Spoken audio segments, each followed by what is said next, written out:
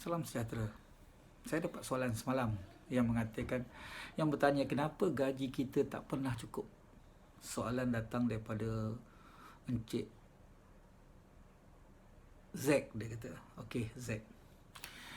Dia tanya soalan, kenapa gaji kita tak pernah cukup? Soalan ni sebenarnya susah nak jawab dari satu segi. Tapi tak apa, kita jawab juga. Okey, saya akan terangkan kenapa kita tak cukup gaji. Gaji tak cukup. Okey. Pertama kali yang kita kena tengok gaji kita tu dengan kemampuan ataupun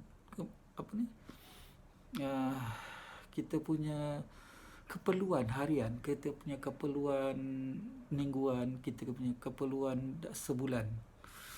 Okey, kena tengok dari segi keperluan, dari segi pengangkutan, pergi kerja, dari segi dari segi makanan, pakaian, hiburan jika ada, sebagainya, bil-bil yang berkaitan, bil elektrik, minyak petrol, sebagainya. Okey, sebenarnya berapa gaji yang layak untuk kita kena tahu. Okey, ada orang kata gaji yang selayak untuk kita 5,000.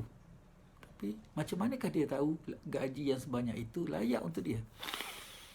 Kalaupun, okey, ada setengah orang dia buat, bila dia sebenarnya konsep gaji ini lagi besar periuk, lagi besar kerak. Jadi dalam konteks ini sebenarnya kita kena pandai menguruskan kewangan. Kan, barulah gaji kita itu dapat dimanfaatkan dengan sebenarnya, secukupnya. Contoh kita cerita macam ni. Kalau dia punya overhead bulanan satu keluarga ni, contohlah kita anggaplah satu keluarga yang ada 2 orang anak kecil, suami isteri, kan, dua-dua bekerja. Kita anggapkan untuk satu keluarga yang sebesar ini, kita jangan duduk ambil letak kat bandar lah. Kita ambil medium, sub bandar. Maksud dia di pinggiran bandar, tapi dia orang masih ada balik kampung seperti biasa, seperti sebagainya. Okey, berapa yang sepatutnya pada nilai itu? Saya nampak untuk kes macam itu dalam konteks Malaysia sekarang ni, kita ambil purata untuk pendidikan anak dan sebagainya, lebih kurang dalam bercampur laki, suami dan isteri, lebih kurang dalam 6,000 hingga 10,000. Okey, itu adalah, tapi masih lagi minimum sebenarnya. Itu masih just cukup-cukup makan, just ngam-ngam orang kata. Kita tak nampak lagi ianya sampai satu signifikan yang besar. Jadi sebenarnya kita kena tengok kos-kos yang berkaitan, kan. Jadi apa yang saya nampak sebenarnya nak ceritakan kenapa gaji kita tak cukup, ialah kadang-kadang kita punya kehendak tu lebih daripada kemampuan kita. Kehendak bila kita tengok orang tukar telefon, kita nak tukar telefon juga. Tak boleh, tak payah sebenarnya. Kita kena tahu apa yang keperluan, apa yang kehendak, dan apakah yang wajib kita uruskan. Contohnya, wajib kita hantar balik kampung, contoh berapa nilai, wajib kita menggunakan kewangan-kewangan kita untuk medical dan sebagainya.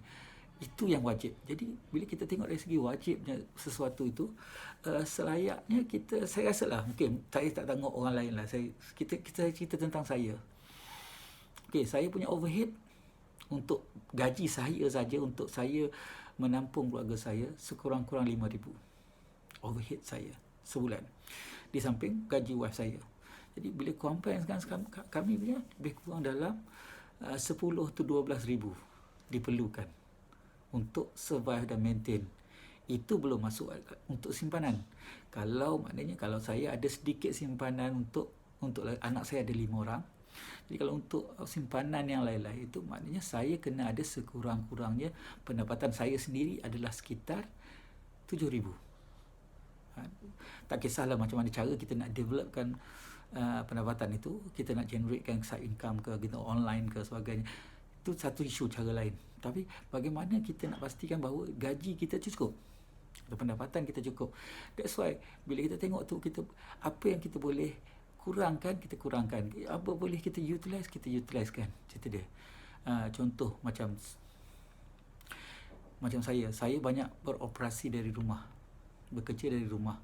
Jadi saya dapat mengurangkan kos untuk pergi kerja balik kerja, contoh dia pejabat. Saya pergi juga pejabat dan balik sebagai, dan kadang-kadang saya sanggup, saya menggunakan motosikal untuk itu, untuk menjimatkan kos, sebab belanja kos motosikal dari segi parking, tol dan sebagainya kita dapat jimatkan banyak. Melainkan kalau saya baik kata kereta pula, okey, kita kalau boleh kita nak jimatkan, kena settlekan dalam perjalanan dalam satu hala. Jangan ada pergi dan balik 2-3 kali dalam satu kawasan, supaya kita dapat menjimatkan kos-kos yang berkaitan. Boleh keluar sekali-sekala berjalan, melancong ke sebagainya boleh, tapi kita tengok dalam bajet kita. Jadi untuk memastikan kenapa gaji kita, income cukup, pendapatan kita bercukup untuk orang kata survive, sebenarnya cara kita mengawal kewangan. Dia tak ada satu spesifik orang kata formula, tak ada formula. Dia yang formula yang utama dia sebenarnya, cara dia ialah macam mana kita kontrol yang mana patut didahulukan, yang mana patut dikemudiankan. Contoh kan, okey, kalau kawasan rumah kita, contoh kalau kita kat rumah, okey, kawasan rumah kita air tak elok, contoh dia air minum tak elok, kita terpaksa beli air mineral mesin tu yang 20 sen sebagainya. Kadang mesin tu pun tak elok juga kualitinya, so kita ambil Kowe. Kita boleh ambil Kowe yang package yang mahal sekali kan, yang paling mahal. Tapi kenapa kita ambil mahal tu, sedangkan bendanya sama juga, kita ambil yang murah sikit, jadi kita dapat jumatkan sikit. Jadi daripada penjimatan itu kita alihkan ke benda lain. Contohnya, you nak ambil package Astro maksimum, semua ada, sukan ada, sebagainya, tak perlu sebenarnya. You ambil package yang mana you rasa perlu, sebab you nak tengok TV tu sikit saja masa dia. Jadi ambil yang perlu, sebab apa yang penting pada saya saya tak tahu orang lain, tetapi pada saya yang penting adalah internet, elektrik, gas masak dan sebagainya penting yang itu. Tapi dari segi tu, sebab dengan internet saya boleh buat macam-macam benda. Saya boleh tengok TV, saya boleh tengok, sebab TV pun ditayangkan dalam guna internet juga. Saya boleh juga tengok YouTube dan sebagainya. Banyak lagi maklumat-maklumat yang saya boleh cari dengan dia. Ingat, manfaatkan benda yang penting untuk benda yang penting. Jangan membazir untuk benda-benda yang tak penting dan mengarut. Dari situ kita dapat jimat kewangan kita, dan dari situ kita dapat memanfaatkan gaji kita sepenuhnya. Betul, tak ada satu orang kata macam satu yang petik situ saja untuk gaji kita cukup untuk semuanya. Tak ada. Kita sentiasa akan terasa tiada ikut gaji. Orang yang pendapatan dia 54,000 sebulan pun dia rasa tak cukup juga. Orang yang ada 1 bilion pendapatan pun, aset ke apa sebagainya, dia tak boleh kata tak cukup. Itu dia. Manusia ni sentiasa ada macam tu. Jadi kita akan sentiasa rasa tak cukup kan. Jadi untuk kita rasa lebih cukup, pastikan anda mengawal dan kontrol anda punya keperluan dan kehendak. Sebab banyak kes yang menyebabkan kewangan kita teruk adalah sebab kehendak, bukan keperluan. Okay, thank you, bye bye.